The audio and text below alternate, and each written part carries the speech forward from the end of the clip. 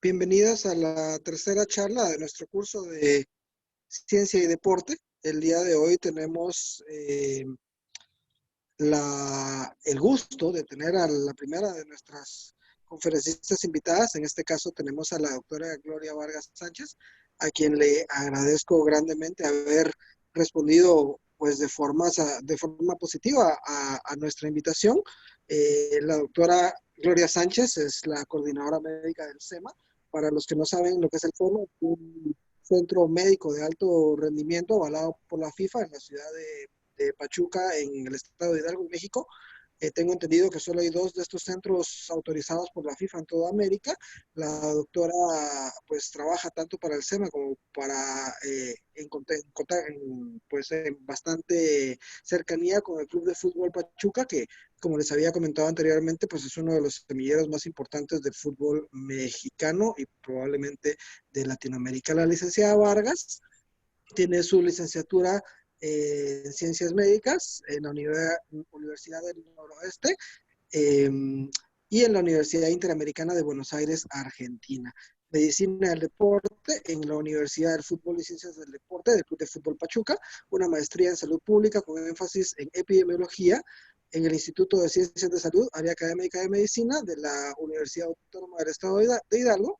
Es doctorante en investigación en ciencias del deporte en la Universidad de Fútbol y Deporte del Club Pachuca, miembro activo del Colegio Médico de Salud Pública de México, miembro del Comité de Investigación Científica de la Universidad del Fútbol del Club Pachuca, participante en múltiples artículos publicados en revistas científicas, en carteles, en participación en capítulos de libros y ponente en temas enfocados en medicina del deporte, salud pública, bioética y atención en el fútbol.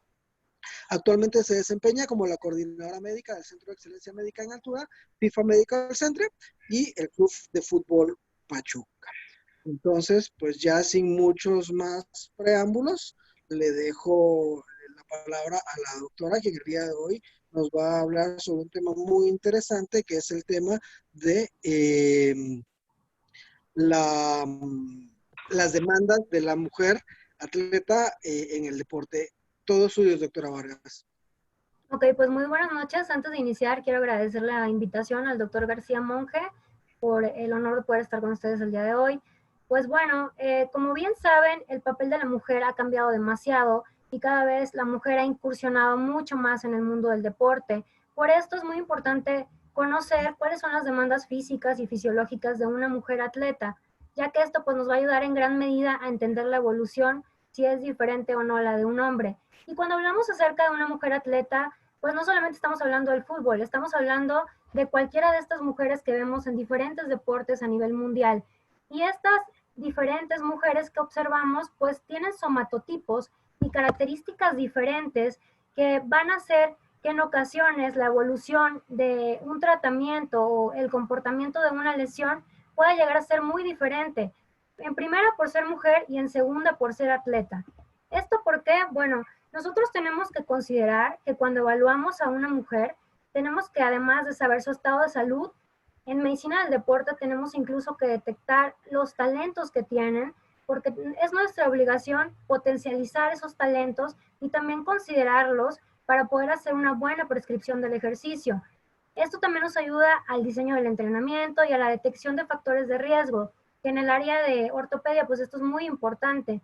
Además de esto, pues también es importante darle un seguimiento médico deportivo, porque si solo los vemos cuando están lesionados, pues definitivamente estamos condenados muchas veces al fracaso. ¿Qué hay que considerar cuando atendemos a una mujer atleta? Pues bueno, primero, que si tenemos enfrente a una mujer, hay que considerar que toda mujer se encuentra en una de estas diferentes 5 etapas y que en estas diferentes 5 etapas se manejan muchísimos cambios a nivel fisiológico y a nivel hormonal. Vamos a ver que entonces es importante que nuestra historia médica deportiva integral incluya al menos 3 cosas esenciales y básicas, que son la valoración clínica, la valoración nutricional y la valoración del aparato locomotor. Ahora, también es cada vez más conocido y más dicho por la parte de cardiología que cuando tenemos a una mujer enfrente, y más si es una mujer atleta, tenemos que hacer un interrogatorio y una anamnesis dirigida para buscar algún factor de riesgo cardiovascular, algún factor de riesgo osteoarticular y metabólico. ¿Por qué? ¿Por qué más en la mujer hoy en día que en el hombre? Bueno, pues esto es debido a que se han observado que precisamente estos cambios a nivel endocrino y también estos cambios que maneja la mujer por el tema del uso de anticonceptivos, porque tenga dislipidemias y porque además hace picos hormonales diferentes durante la vida, pues también combinada con el ejercicio puede darnos estos factores de riesgo. Ahora, las diferencias femeninas en las respuestas fisiológicas al ejercicio están relacionadas básicamente con dos cosas, la composición corporal y la endocrinología reproductiva. Esto es muy importante considerarlo también. Ahora, hay términos que tenemos que manejar sí o sí, seamos o no parte del cuerpo que está detrás de un deportista elite, porque muchas veces a ustedes quiero que sepan que todos los deportistas son clientes potenciales para ustedes y tenemos que empezar a manejar la terminología que manejan ellos como deportistas. Es así que tenemos que saber qué es un microciclo, qué es un mesociclo y qué es un macrociclo de entrenamiento. ¿Por qué? Porque muchos deportistas incluso ya se manejan con estos términos en la consulta. Nosotros lo vemos cada vez común, incluso en las fuerzas básicas o en el alto rendimiento tuzos, que son niños, literal de 10, 11 años, y te dicen, doc, pero es que traigo un microciclo. El tratamiento sí me va a funcionar. Y entonces, si no sabemos, pues podemos quedarnos como con cara de no sé de qué me estás hablando.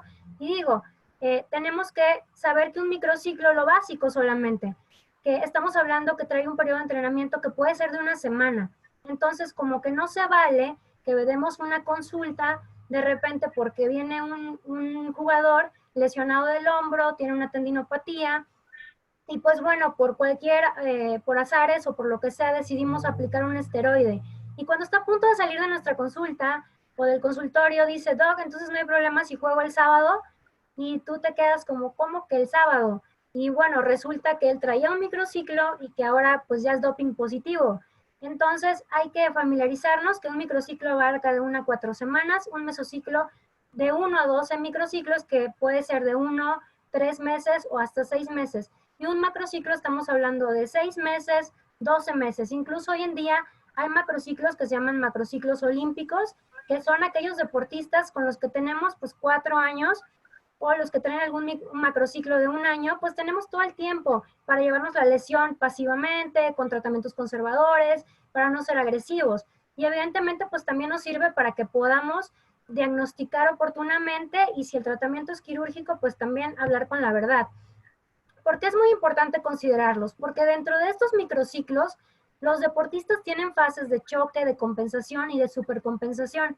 Esto en una mujer es mucho más importante todavía porque las demandas energéticas aumentan demasiado, y tenemos que considerar también que hay periodos de estabilización o periodos competitivos donde quizás se van a estabilizar un poco más esas demandas. Ahora, ¿qué es otra cosa que tenemos que saber cuando tratamos a un deportista? Pues que toda la vida, mientras sea deportista, él se va a encontrar en una de estas tres fases.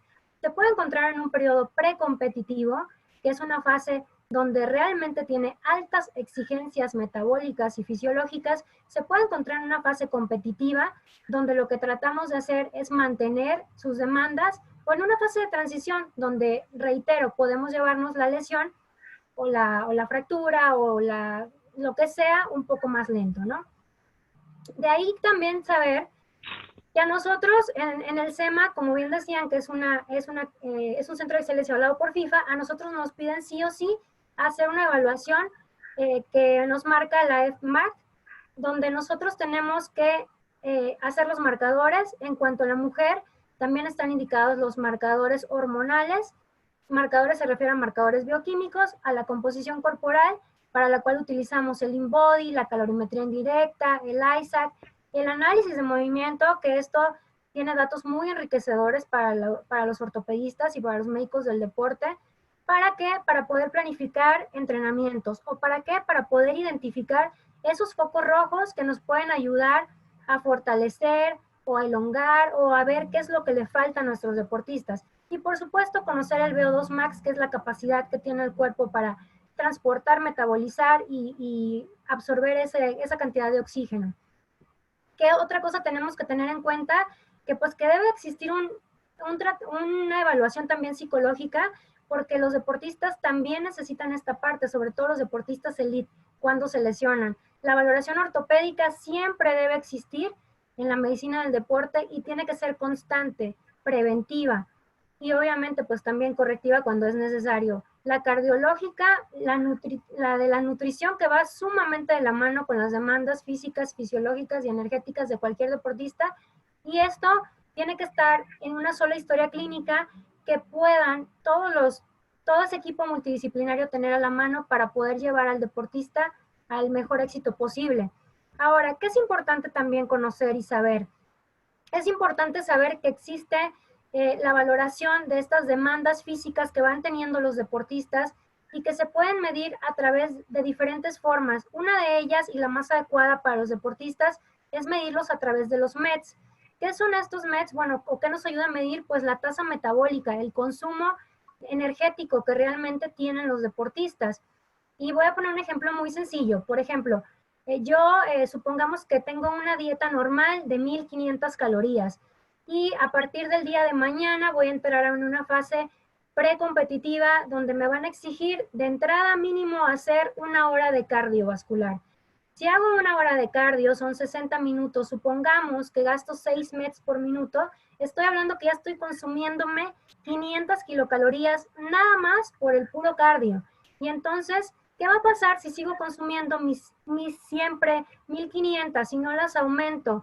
Y ni el médico del deporte, y ni el ortopedista, y nadie me dice nada, y yo sigo entrenando, y ahora no nada más hago cardio, sino que hago además entrenamiento de fuerza, más mi rutina de entrenamiento, seguramente que esto va a afectar, porque entonces voy a empezar a ocupar mis reservas y voy a empezar a lesionarme y voy a empezar a distenderme y voy a empezar a romperme, dicho en términos muy generales.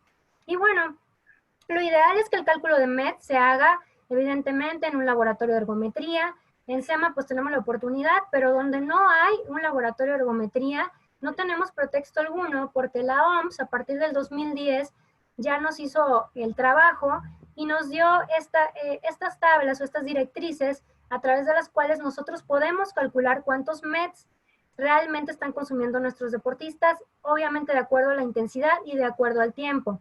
Estas flechitas rojas que ponemos aquí es lo comparado con la última evaluación que nosotros le hicimos a nuestras jugadoras de primera división en el Pachuca. Lo que observamos es que ellas consumen entre 8 y 11 METs. Evidentemente varía de acuerdo a la posición. Hay algunas que consumen 14 y que bueno, esto que se traduce en que los requerimientos van a ser mayores. Ahora, no solamente existen los METs, también están esta forma de evaluarlos, de evaluar la tasa metabólica basal y el gasto que tienen nuestros deportistas, es la de Harris y Benedict, es como la más común, sigue siendo gold standard hoy en día. Sin embargo, para hablar de los deportistas, nosotros tenemos que calcularla en ejercicio fuerte y muy fuerte, ya que nuestros deportistas, si realmente son deportistas, que no es lo mismo hacer ejercicio que ser deportista, pues seguramente están consumiendo y están realizando más de esas horas al día. Ahora, en los deportistas nosotros ya actualmente existen fórmulas que nos ayudan a calcular ese gasto energético por masa libre de grasa. Y ese gasto energético, lo ideal es recordar que para los deportistas se debe de hacer en METs. ¿Y qué buscamos en las mujeres deportistas? Pues buscamos lo mismo que los hombres. Buscamos mejorar la velocidad, la potencia y la resistencia. Por ello es importante que cuando nosotros evaluamos a un deportista en nuestra consulta, no solamente pensemos que hicimos algo mal en la cirugía o que algo está pasando porque no ha aumentado la fuerza, a lo mejor está haciendo más ejercicio aeróbico, quizás está fallando en el ejercicio intermitente o a lo mejor no está haciendo potencia. En realidad estas son las preguntas que también tendríamos que hacernos. Por ejemplo, en el caso de pacientes que son posoperadas del ligamento cruzado anterior o de alguna artroscopía, que vemos que están enfrascadas y que no aumenta la musculatura, siguen hipotróficas, algo anda mal y ella me dice que está haciendo todo, que va a la rehabilitación, que está haciendo ejercicio de potencia, que está haciendo intermitentes, que más fuerte, quizá ahí lo que nos está fallando entonces son esas demandas y esos requerimientos energéticos, esos macro y micronutrientes que hay que darle a la deportista y que hay que aportarle a veces a la dieta como un complemento. Y bueno, la mujer como el hombre se clasifica también en somatotipos. en ectomorfo, en mesomorfo y endomorfo. Pero hoy en día la mujer atleta, por si esta clasificación fuera poco, ella tiene que someterse a una segunda clasificación de somatotipos que definitivamente van a estar indicados hacia el deporte que practique. No va a ser lo mismo una mujer que practica halterofilia a una mujer que hace natación o que hace ciclismo. Por ejemplo, aquí tenemos a 3 jugadoras de nuestro club de fútbol donde podemos observar que son diferentes somatotipos, que algunas incluso tienen somatotipos más de niña. Sin embargo, tenemos a otras que tienen muy buen cuádriceps, que la posición demanda que tengan una muy buena musculatura. Y bueno, aquí al lado yo me atreví a poner los sustratos energéticos que de acuerdo, yo había visto en el webinar pasado que compartieron el vínculo, era que hablaron acerca de los sustratos energéticos. Y bueno, considero también que es muy importante mencionar que las personas que nos dedicamos a atender deportistas tenemos que saber cuál es el principal sustrato energético de acuerdo al deporte que practica, porque en medida de esto es como podemos saber qué es lo que le está faltando a nuestra deportista. Y bueno, también los beneficios que buscamos, porque estas demandas energéticas y estas demandas físicas y fisiológicas van a ir de acuerdo al objetivo que estamos buscando en nuestras deportistas. Y estos se calculan en base al esfuerzo al que queremos llegar, de la mano evidentemente con el VO2 Max, que si no hacemos la prueba de esfuerzo y no tenemos el laboratorio, también hay fórmulas muy sencillas para sacar el VO2 Max, incluso con la edad y el sexo. Bien, ¿qué hay que saber también de medicina del deporte? Que en medicina del deporte todo es entrenable, todo se puede mejorar de la mano con la nutrición, pero hay solamente algo que no vamos a poder mejorar, ni con el mejor entrenamiento, ni con la mejor nutrición, y esto es la genética. Pero bien, todo lo demás es entrenable, la fuerza, la potencia, la velocidad y la resistencia es 100% entrenable. Por ello, el compromiso de que todos tenemos que saber. Y lo que les comentaba acerca de los sustratos energéticos es debido a que, de acuerdo a ello, nosotros tenemos que hacer los cálculos. No quiere decir que se van a dedicar a hacer el cálculo de la dieta, ni somos nutriólogos, ni nos vamos a dedicar a ello. Pero sí es importante que tengamos la certeza de que si algo está fallando, de que si una evolución de una enfermedad o de una patología común que esperamos que en un deportista sano evolucione satisfactoriamente no va bien, habría que preguntarnos si realmente estamos cubriendo las demandas básicas de los deportistas en macronutrientes. ¿Cuáles son estos macronutrientes? Pues como todos sabemos, los lípidos, los carbohidratos y las proteínas. Es importante señalar que a veces hay pacientes, y les voy a decir algo que nos pasó a nosotros. Llegó una paciente que es muy conocida por nuestro servicio porque ella se dedica al taekwondo a nivel profesional. Y pues resulta que se fracturó. La paciente se fractura, tuvo una fractura B de Weber, fue metida, obviamente, intervenida quirúrgicamente. Y cuando estamos en el quirófano, las condiciones del hueso, o sea, hay muchas cosas que no cuadraban. Y cuando terminamos de interrogar a la deportista, porque en realidad quien hizo el ingreso fue un médico previo que no estaba en el momento en SEMA, resulta que la deportista no se fracturó haciendo una competencia de taekwondo. La deportista se fracturó bajando un escalón de su casa. Entonces hay cosas que empezamos a interrogar y entonces hacemos la anamnesis y resulta que la deportista tenía 3 meses con una dieta cetogénica y tenía haciendo ayunos intermitentes. ¿Por qué menciono esto? Porque si bien no nos toca hacer el plan de alimentación y no nos toca hacerlo de nutriólogos, sí nos corresponde interrogar a nuestros pacientes y saber si le están faltando estos requerimientos mínimos indispensables y saber que sí podemos jugar con las proteínas y los carbohidratos. Esto es para una población normal. Los carbohidratos de una persona normal, no deportista, tendrían que estar calculados aproximadamente en el 60% y las proteínas entre un 15 a un 20%. Pero en etapas de fortalecimiento muscular nosotros podemos invertir y podemos dar 40% de proteínas. Lo que nunca recomendamos para ningún tipo de deporte es que la cantidad de grasas sea menor del 20%. ¿Por qué? Porque la literatura más reciente acerca de las restricciones de grasa, hay artículos muy interesantes donde ya se está investigando acerca del impacto que está teniendo la restricción de grasa en algunos deportes y está relacionado hasta con temas depresivos y no solamente con temas de depresión. sino que bueno, las grasas son las chismosas de cualquier cuento, están metidas en todo y se necesitan para todo, como por ejemplo para la síntesis de hormonas esteroideas.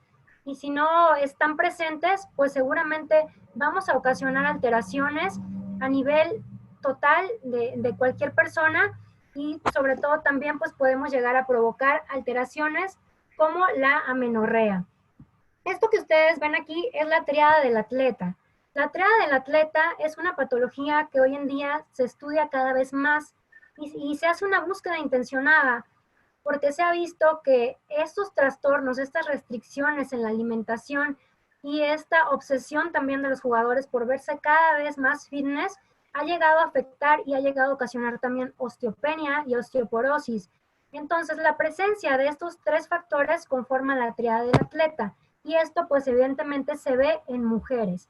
Y por si fuera poco la triada del atleta, hoy en día también hay un padecimiento del cual se está hablando cada vez más y que a partir del 2014 se hace más investigación, que es la deficiencia energética relativa en el deporte, llamada REDS, donde podemos ubicar aquí la triada del atleta. Pero como podemos observar, no solamente es la triada del atleta, también tenemos alteraciones en la inmunidad, en la síntesis proteica, en la salud cardiovascular, alteraciones psicológicas y bueno, todo lo que ya antes habíamos comentado. Por eso es muy importante que si bien no nos vamos a dedicar a suplementar o a complementar a los deportistas, sí preguntemos si, por ejemplo, en el caso de las mujeres, si están en un periodo de menstruación, definitivamente que no puede faltar el hierro. Y hay muchas mujeres que no consumen el alimento natural donde está el hierro, y entonces hay que suplementarlo o hay que complementar sus requerimientos. Los podemos incluso llevar hasta 20 miligramos sobre. Esto es por día. La hidratación, que es un tema bastante amplio, que sería motivo seguramente de una charla, lo que tenemos que saber y lo que tenemos que decirle a nuestros deportistas es que en ningún momento del día y en ningún momento de su vida tienen que sentir sed, porque la sed, como sabemos, es un signo de deshidratación tardía, y nuestros deportistas tienen que estar hidratados sí o sí. Para aquellas personas que preguntan si pueden aumentar la cantidad de sodio en un deportista, sí se debe de aumentar, incluso tenemos que reponer electrolitos en aquellos que hagan más de una hora de ejercicio, en aquellos realmente deportistas de alto rendimiento. Si no, tampoco hay que darlo. Si no hacen más de una hora de ejercicio al día, definitivamente que no es necesario. Y si no es estrictamente aeróbico, es decir, cíclico, constante, con unas variaciones no mayores de 10 frecuencias, 10 latidos en frecuencia cardíaca por minuto, pues seguramente no lo va a necesitar. Pero si es aeróbico puro, entonces sí hay que sustituir. Y el calcio, la cantidad de calcio que pongo aquí, de 1200 a 1500, estamos hablando que la mujer tendría que consumir alrededor de 5 vasos de leche entera al día. Y esto pues evidentemente a veces no lo van a poder hacer, y por ello hay que darles ese complemento alimenticio o suplementar en el caso de las intolerantes. Esta es la pirámide de la hidratación, no voy a meterme en ella como tal, simplemente recordar que es muy importante y que nosotros tenemos que hidratar a nuestro deportista incluso previo al entrenamiento. Ahora, los deportistas van a llegar a su consultorio y créanme que les pueden llegar a preguntar: oiga, doctor, ¿y puedo utilizar antioxidantes? O ¿qué me recomienda? Unas vitaminas, recétemelas, ¿no? ¿Algún suplemento, alguna ayuda? Y generalmente nuestra respuesta es: híjole, eso no es conmigo, yo te voy a mandar con alguien que lo pueda conocer. Y está bien, no está mal enviarlos con alguien más, pero sí tenemos que saber qué sí se puede y qué no se le puede dar a un deportista de alto rendimiento. Como por ejemplo, los ácidos grasos, los omegas, que bueno, los omegas sí se pueden dar y es muy bueno darlos porque el cuerpo humano no los hace, no los tenemos que ingerir de la dieta. Evidentemente lo ideal sería que fuera de una dieta natural, un pescado, un salmón, pero si no tenemos ni el recurso ni las formas, pues lo podemos dar también como un complemento. La vitamina E, pues es un antioxidante que cada vez se utiliza más por el tema de que reduce el estrés oxidativo, por el tema que a nivel celular en los deportistas pues hay aumento en la liberación de radicales libres, y bueno, esta es la dosis que se recomienda.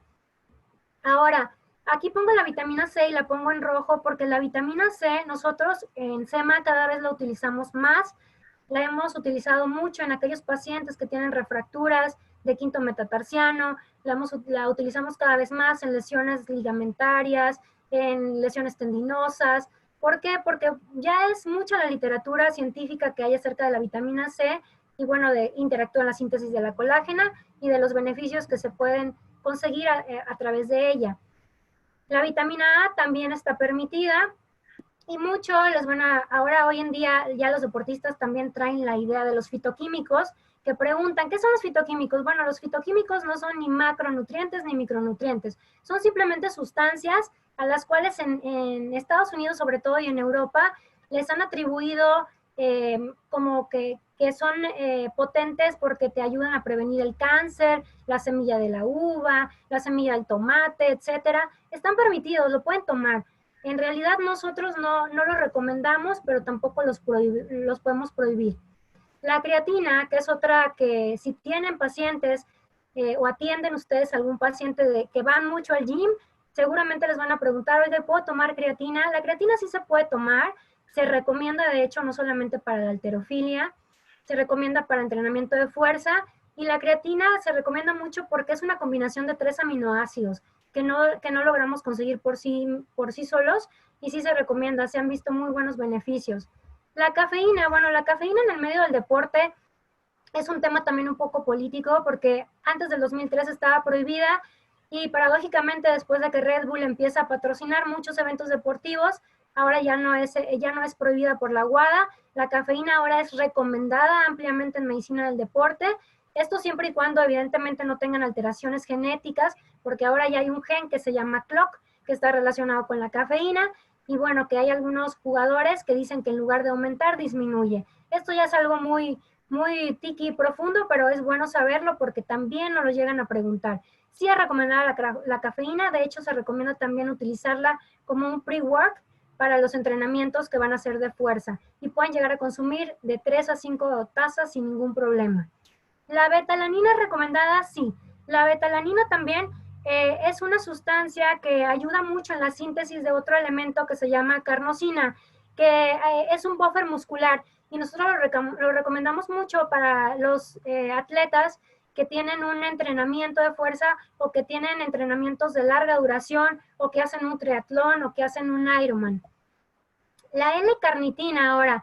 La L-carnitina es un poco controversial y la respuesta para los deportistas, si preguntan si pueden tomar L-carnitina, es siempre y cuando tu deporte no sea olímpico, porque la L-carnitina sí está prohibida por la WADA. Y tampoco hay que darle muchos beneficios a la L-carnitina, porque, bueno, solamente lo que hace es transportar las grasas hacia adentro de las mitocondrias, es decir, actúa como un lipotrópico. No es que se la van a tomar y van a bajar de peso, se la tienen que tomar e inmediatamente hay que hacer ejercicio aeróbico o hay que hacer un ayuno intermitente para que haya liberación de grasa celular y se pueda llevar hacia la mitocondria y entonces se pueda metabolizar. Y bueno, ahora, esta es como el equilibrio que realmente tienen nuestros deportistas.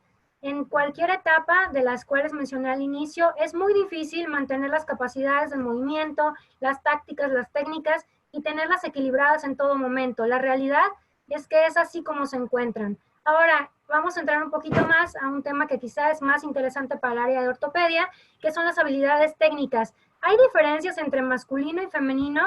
Pues bueno, yo creo que es evidente y ya está comprobado epidemiológicamente que la mujer tiene de 3 a 5 veces más riesgo de presentar lesión del ligamento cruzado anterior que los hombres. Y aquí, bueno, tenemos el estudio del por qué. Ahora vamos a ver por qué. Pues porque definitivamente que el mecanismo de lesión es casi de libro. Las mujeres en un estudio de análisis de movimiento o de análisis de video, podemos comprobar que en el aterrizaje pues hacemos la desviación de la rodilla hacia medial, la extensión de la rodilla, hay mayor peso en una sola pierna, el tronco balanceado hacia un mismo lado, que pues evidentemente propicia esa ruptura del ligamento cruzado anterior. Y obviamente pues también lesiones meniscales y algunas otras lesiones ligamentarias. En resumen, estas investigaciones nos hablan de los factores de riesgo para lesiones del ligamento cruzado anterior y pues bueno, tenemos las anatómicas donde podemos ver que la escotadura va a ser más angosta en la mujer, lo que decíamos del genu recurvatum, el genu valgum, esa laxitud rotacional que tiene la mujer y bueno, las fluctuaciones hormonales de estrógenos, de progesterona, de testosterona, el uso de anticonceptivos, que evidentemente altera toda esta parte, y esos factores neuromecánicos en el aterrizaje y las asimetrías musculares. Ahora, aquí como punto muy importante, tenemos también el polimorfismo.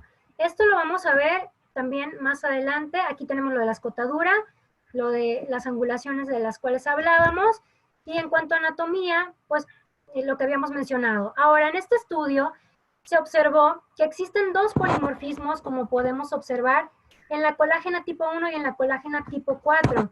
Esto en mujeres.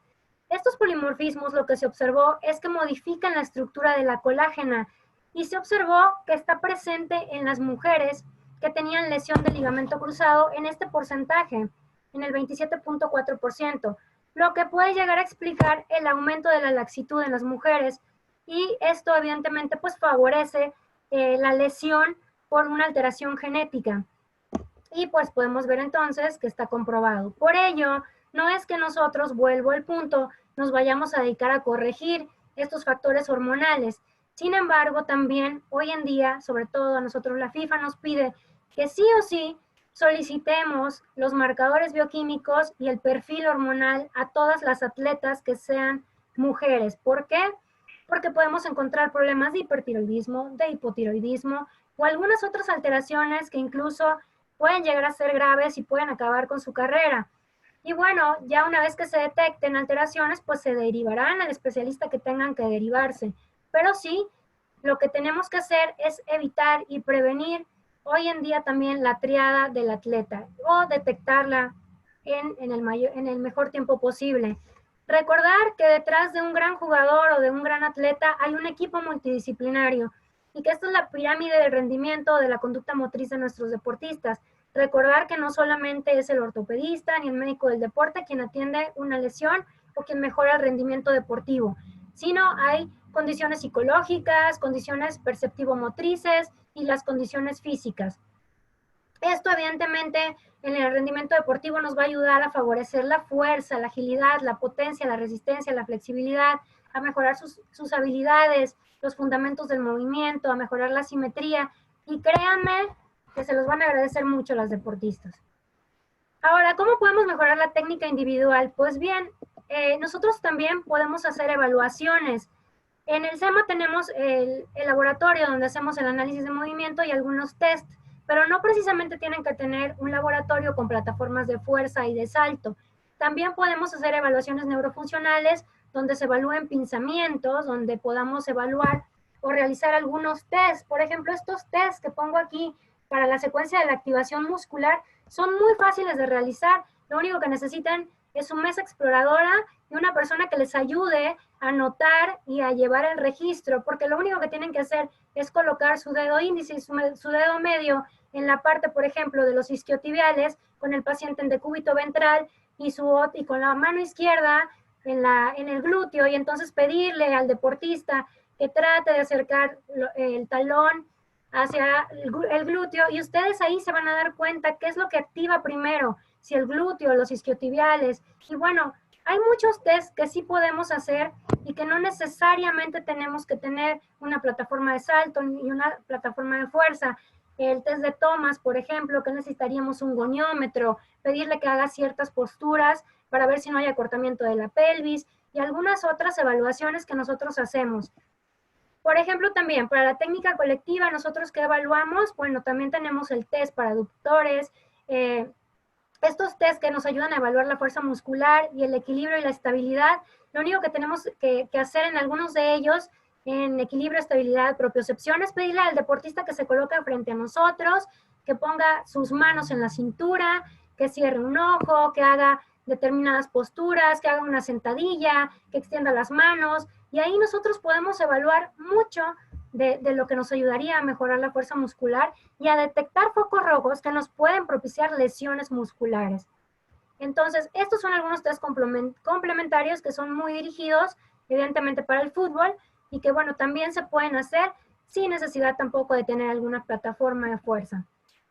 Y, pues, evidentemente, llegamos a las conclusiones donde es importante que toda persona que atiende a un atleta estemos enterados y relacionados con todos estos términos para poder identificar si nuestras deportistas tienen una buena nutrición, qué edad tienen para poder diferenciar o ver qué necesidades hay de algunos marcadores, de algunos suplementos, de enviarlas adecuadamente y en tiempo, de no esperarnos, de saber que si tenemos un paciente que va a someterse a un procedimiento quirúrgico y es deportista, seguramente va a necesitar complementación nutricional y esto va a tener impacto en el desarrollo osteomuscular, impacto en su desempeño físico, en el desempeño psicológico. Evidentemente que si no lo hacemos vamos a estar condenados a tener mayor incidencia de lesiones y un mayor tiempo de recuperación. Tenemos que reconocer que no podemos ser todólogos y que tenemos que sí o sí hacer un equipo multidisciplinario cuando atendemos deportistas. Otra cosa muy importante es que ni la estatura ni la estructura ósea van a superar la relevancia hormonal en una mujer. Y también es muy importante considerar que se puede entrenar todo menos la genética. Y bueno, por mi parte sería todo. No sé si tengan alguna duda. Estoy aquí a sus órdenes. Espero que haya ayudado. Muchísimas gracias, doctora Vargas. La verdad es que qué bonita presentación. Aquí la doctora creo que nos resumió 2 o 3 años de posgrado en una charla muy bonita. Yo tengo un par de dudas, pero voy a dejar abierto. No sé si alguien tiene alguna duda antes de las mías, por si quieren participar. Les dejo micrófonos abiertos.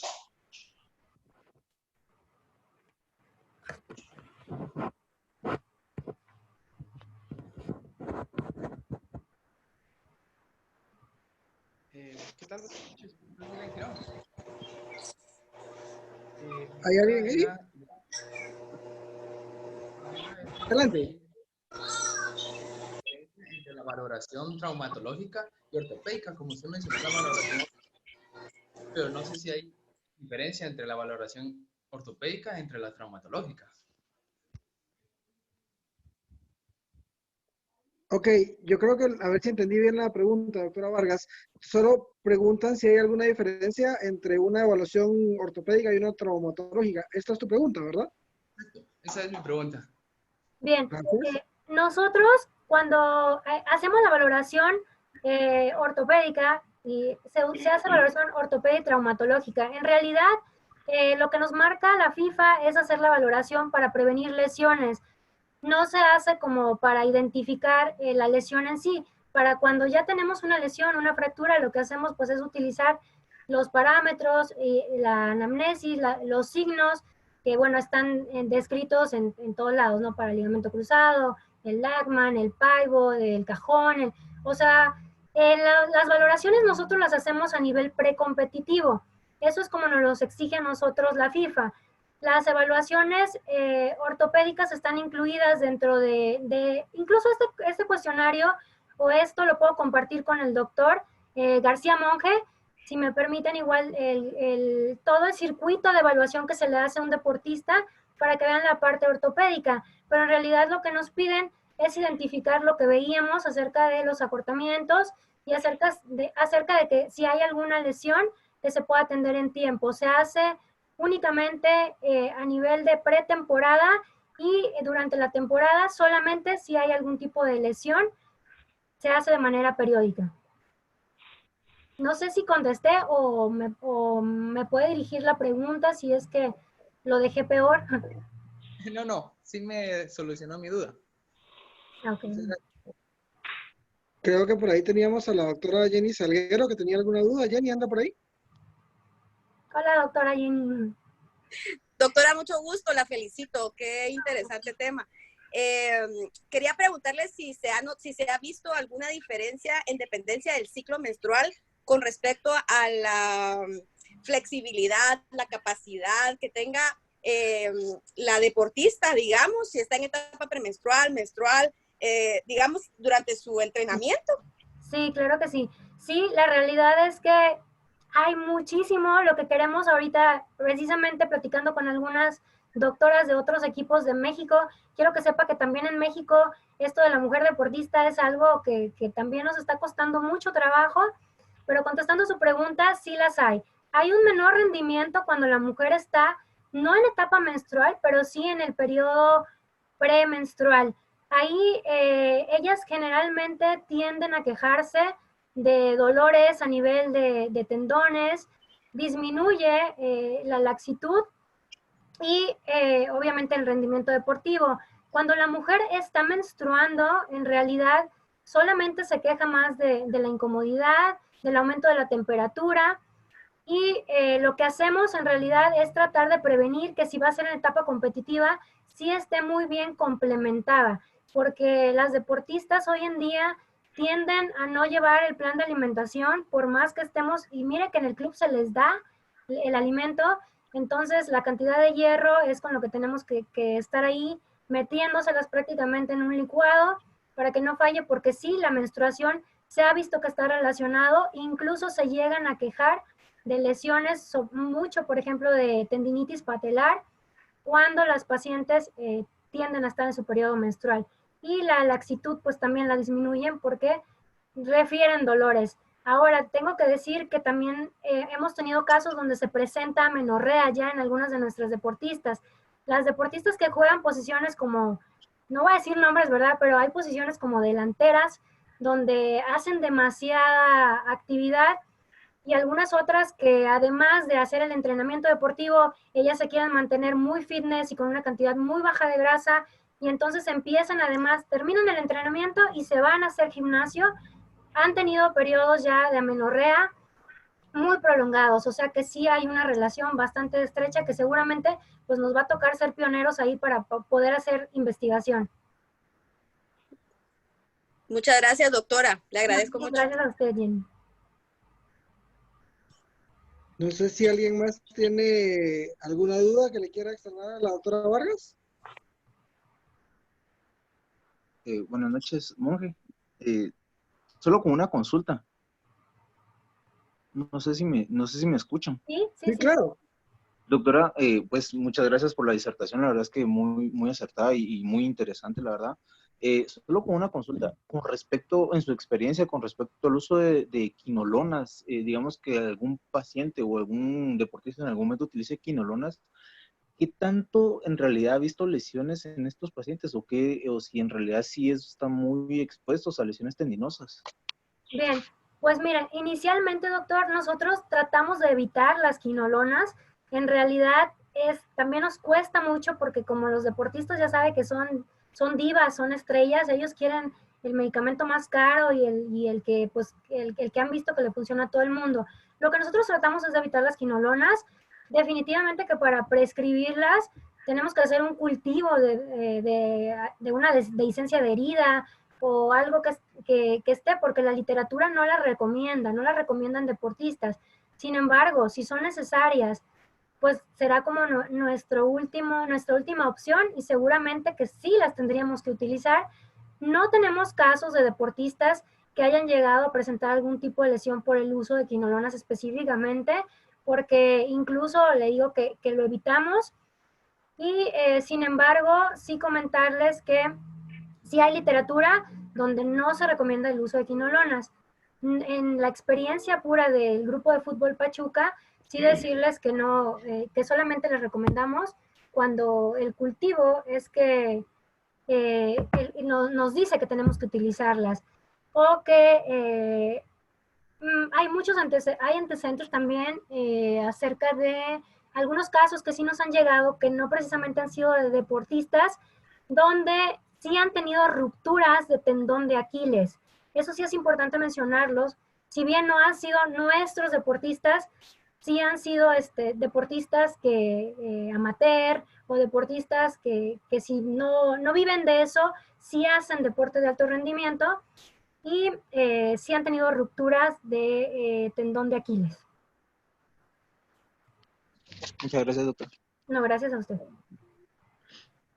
¿Alguien más que quiera preguntar algo? Yo tengo una duda. No sé si se escucha. Sí, claro. Doctora, sí.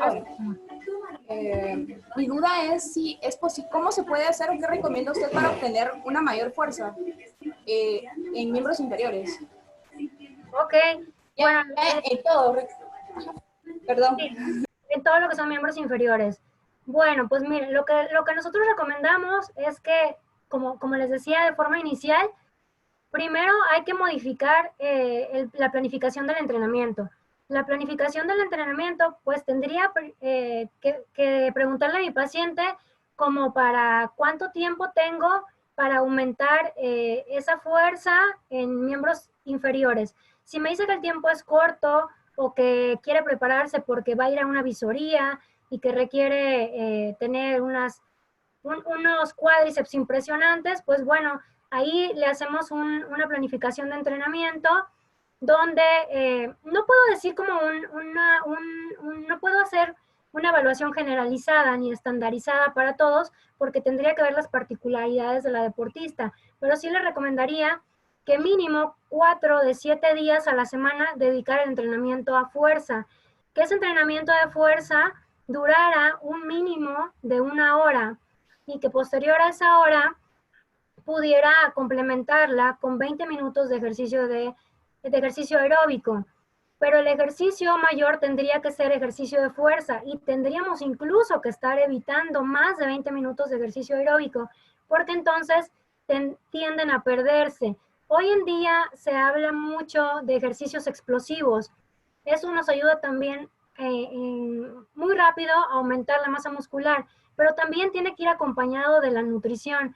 Sí o sí, si lo que quieren es aumentar la fuerza, además del ejercicio de fuerza que hay para miembros inferiores, que igual puedo compartirles algunas de las rutinas que tenemos para deportistas, también que evidentemente hay que hacer elongaciones de isquiotibiales, hay que hacer o presionar sostenidamente cuádriceps, hacer sentadilla con extensión de cuádriceps, trabajar muchos desplantes con peso, sentadillas con peso muerto, o sea, tienen que ser ejercicios muy bien vigilados, pero definitivamente que a esto hay que agregarle proteína como un complemento alimenticio, es decir, para lograr hipertrofiar miembros inferiores, sí o sí, tenemos que agregar complementos alimenticios y esos complementos alimenticios se calculan en base al peso del paciente.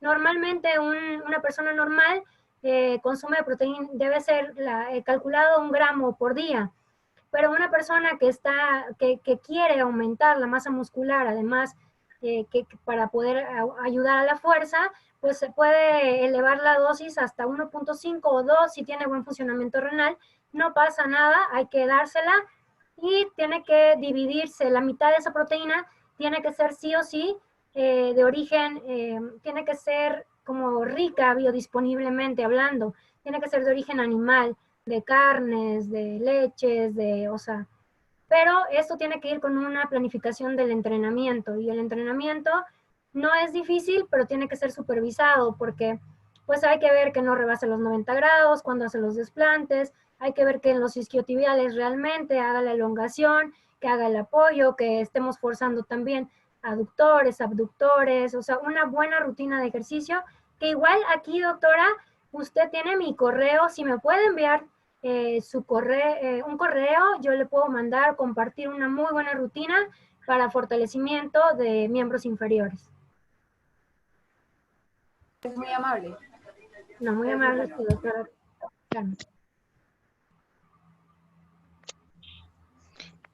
Bueno, no sé si alguien tiene alguna otra duda. ¿Puedo hacer un comentario y una pregunta? Claro, por supuesto. A sus órdenes, el doctor Manuel Acuña, doctora. Me parece excelente su presentación y solo me queda algo interesante en cuanto a lo que mencionó, la posibilidad y la tendencia a tener en las mujeres lesión del ligamento cruzado anterior. Mi pregunta es, ¿existe algún modo o alguna técnica o algo que las ayude a prevenir, sobre todo a estas que son deportistas de alto rendimiento y que estén con tendencia a tener ese tipo de lesión? Muchas gracias, doctor. La verdad es que es una maravillosa pregunta y súper polémica. Fíjense que nosotros una vez que ya hacemos el análisis de movimiento, logramos identificar precisamente esos focos rojos, esos acortamientos, esas desviaciones, esos desbalances. Y lo que hemos observado es que sí se pueden llegar a corregir, incluso hay, evidentemente que aparte hacemos la plantoscopía digital, ahora se hace en tercera dimensión, se ven apoyos que pueden ayudar a corregir la pisada y a corregir obviamente toda la forma o de la caída de la cadena posterior. Sin embargo, es importante mencionar que hay ejemplos de dos grandes deportistas que no son mujeres, pero que se llegaron a corregir sus defectos que tenían, por decirlo de alguna forma, posturales, pero que a la hora de corregirlos, y esto lo platicábamos también con el doctor Sergio, que se dedica mucho a la biomecánica, era que se modificó el gesto deportivo. Entonces, sí podemos mejorar las condiciones y podemos mejorar o prevenir las lesiones, pero también habría que particularizar hasta dónde para no modificar el gesto deportivo, porque al modificar el gesto deportivo, pues le estamos robando talento, les estamos disminuyendo potencia.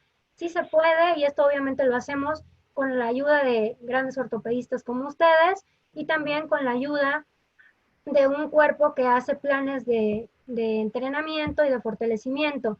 El entrenamiento neuromuscular también que nos marca la FIFA nos ayuda definitivamente a prevenir estas lesiones por el tipo de caída que tienen las mujeres. Eso también, el hacer los estiramientos, las elongaciones previas, se ha visto que hay modificaciones a la hora del aterrizaje en las mujeres para caer. Es decir, que sí ayuda ese calentamiento y esos FIFA 11+1 que pueden igual consultar, nos ayudan muchísimo. Muy amable, doctora. Muchas gracias. Felicidades. Muchas gracias, doctor. Gracias. El doctor se me adelantó a la pregunta que iba a hacer, entonces solo voy a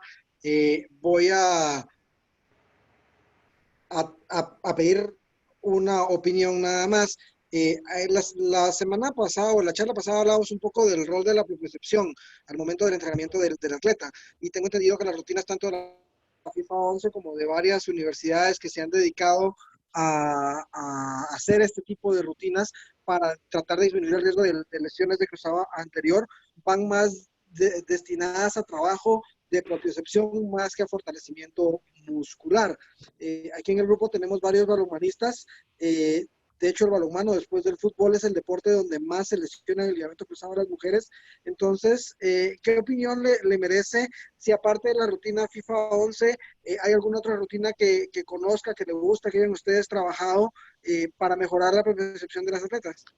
Sí, bueno, sí, definitivamente también es una buenísima pregunta, porque además, no solamente en los deportes que usted menciona, doctor, si bien es muy importante, también en el fútbol y en todos, yo creo que la propiocepción es un tema, o sea, el hecho de poder mejorar esa capacidad con el medio y todo es muy importante. Sí se recomienda. Nosotros lo que hacemos de manera inicial, y eso sí lo vemos mucho y lo tratamos de hacer de manera periódica, con los deportistas que tienen lesiones de tobillo y algunos otros que continúan con secuelas de esguinces, son el test de BES. El test de BES modificado, no sé si lo ha escuchado, pero nosotros lo hacemos y lo tratamos de hacer periódicamente en aquellos que tienen estas tendencias a seguir con el dolor en peroné extraño anterior, posterior y bueno, que han tenido algunas secuelas.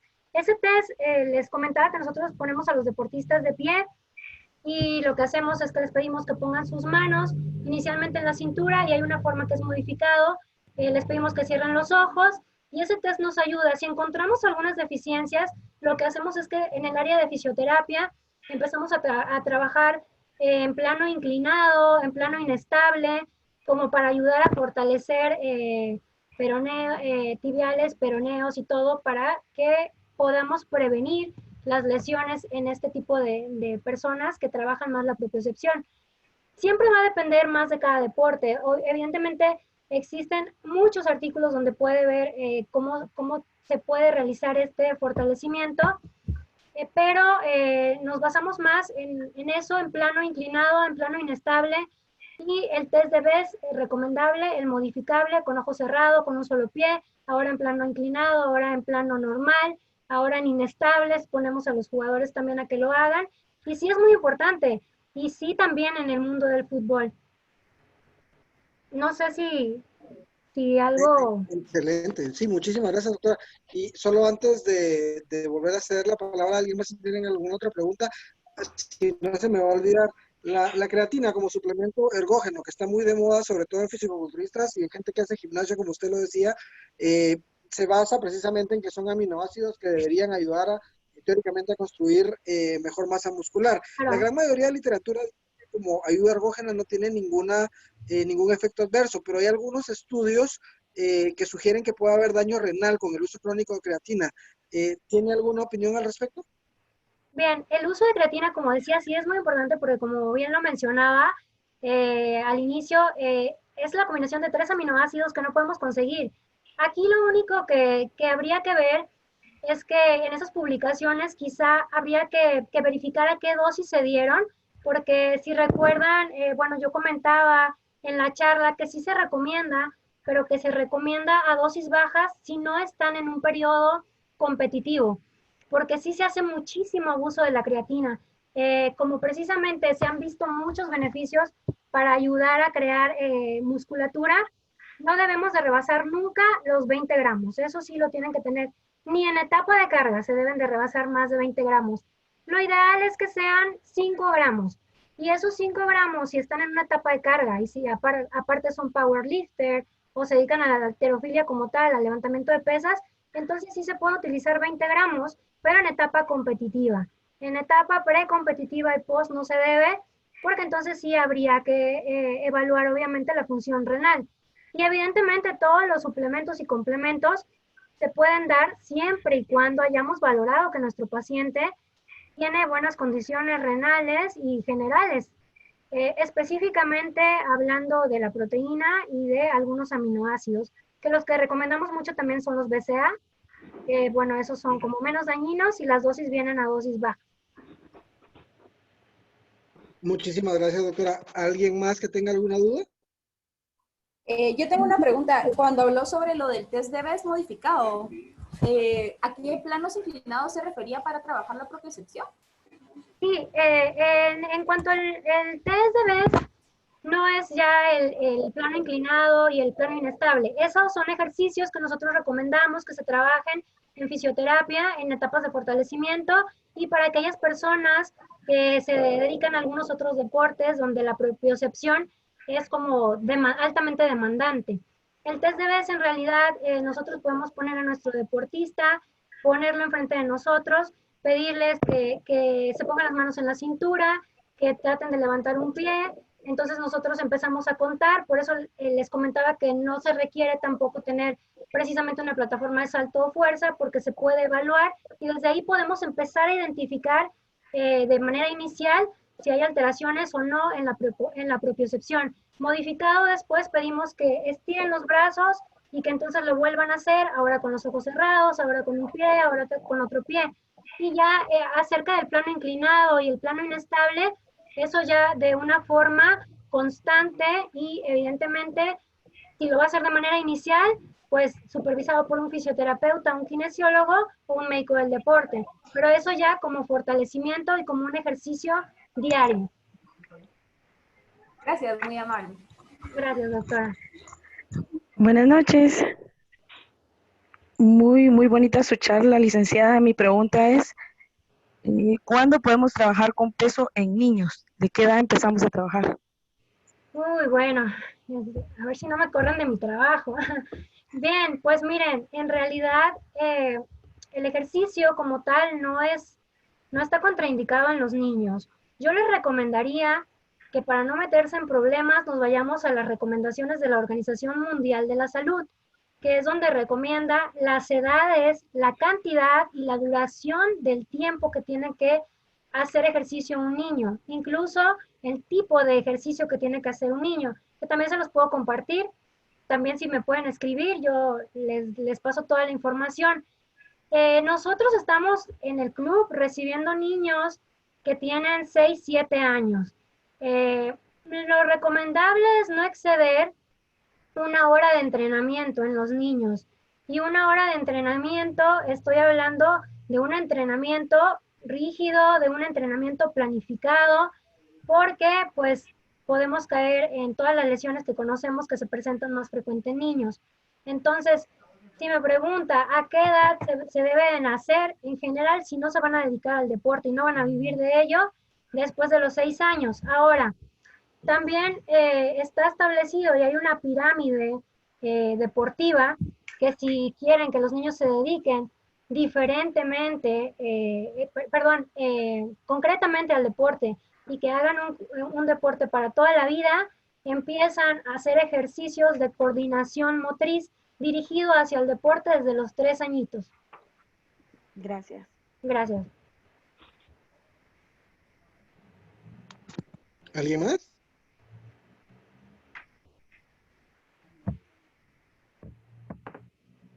Igual, doctor, yo les comparto mi correo y yo sé que quizá algunos no se dedican al fútbol o les interesa más algún otro deporte. Con toda la confianza del mundo, me pueden escribir y yo puedo compartir todo lo que podamos tener de material del club con todos ustedes. Por aquí igual lo vuelvo a poner, mi correo, para que igual si quedó alguna duda, pues estoy a sus órdenes. Muchas gracias, doctor, muchas gracias por todo. Muchísimas Perdón. gracias. Ajá, sí. Perdón, Fernando. Ahí le quería preguntar algo a la doctora. Hay un tabú muy grande en mujeres, máximo en niñas que están desarrollando. Cuando uno trabaja con ellas y están en el periodo de menstruación, hay unas que no pueden hacer ningún ejercicio porque es malo para ellas. Entonces quiero saber, o sea, qué tanto malo es. Sí. O qué tanto se le puede hacer a las niñas cuando están en su periodo de menstruación. Ok, bueno, pues si son niñas que realmente se dedican al deporte, pueden hacer perfectamente de entre 40 y 60 minutos de ejercicios aeróbicos y de ejercicios que no tengan nada que ver con fuerza. No pasa nada, está comprobado que si no hay fuerza, no va a alterar. En ocasiones, durante la etapa de menstruación, hay alteraciones o variaciones en la frecuencia cardíaca y estas se alteran o se potencializan si sometemos a las deportistas o a las mujeres en general a hacer entrenamiento de fuerza. ¿Qué es entrenamiento de fuerza? Pues bueno, subirla a una elíptica, ponerle mayor resistencia, ponerle mayor inclinación. Pero si la subimos a una banda y no ponemos ni resistencia ni fuerza, pueden hacer alrededor de 40 60 minutos o pueden trotar o pueden caminar a ritmo lento, considerable que no llegue a alterar la respiración, que les permita mantener el habla sin ningún problema. No hay ningún artículo que mencione algo acerca realmente de que les llegue a afectar. Gracias, muy amable. Muchas gracias. Bueno, no sé si hay alguien más. Si no, yo creo que la doctora Gloria Vargas está más que invitadísima a seguir ayudándonos a posteriori. Por ahí teníamos algún otro tema por ahí que creo que se lo vamos a poder endosar con muchísimo gusto. Darle las gracias a la doctora Gloria Vargas. Por ahí creo que anda también el doctor Acuña, que más adelante nos va a acompañar con algún tema de lesiones. Para todas las personas que hoy están entrando por primera vez al webinar, pues bienvenidos al curso de ciencia y deporte.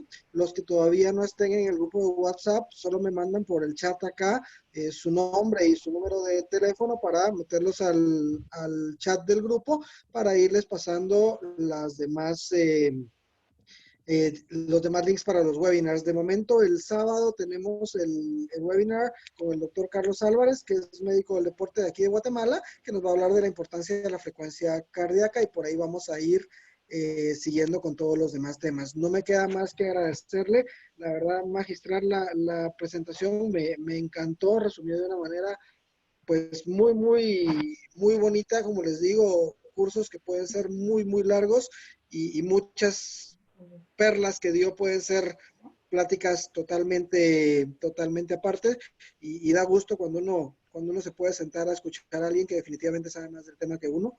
Se lo agradezco mucho, doctora Vargas. Muchas gracias. Gracias por la invitación, doctor. Sigo a sus órdenes. Muy amable. Para todos. Gracias.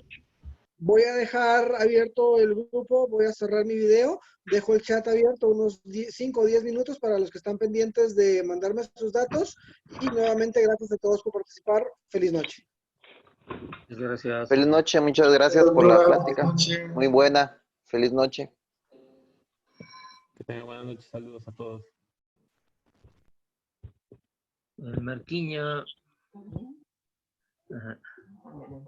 Vámonos.